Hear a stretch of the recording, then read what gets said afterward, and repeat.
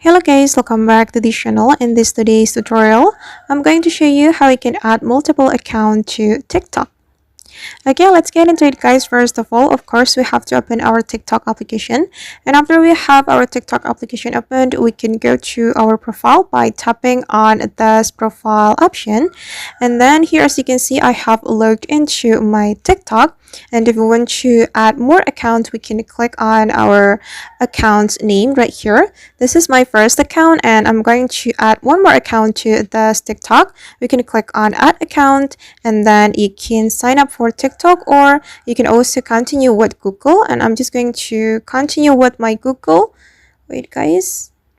Okay, and I'm going to choose one of my Google account to continue to TikTok. I'm gonna go with this account, for example. Okay, and we just need to wait for a moment until the process has completed. Okay, and now it's done. I have added my second account to my TikTok, and if we want to switch it, we can click on our account's name, and here you just need to type the account you want to open.